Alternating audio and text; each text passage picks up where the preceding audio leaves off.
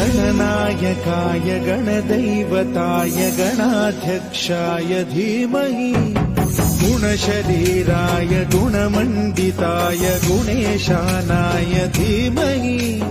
गुणातीताय गुणाधीशाय गुणप्रविष्टाय धीमहि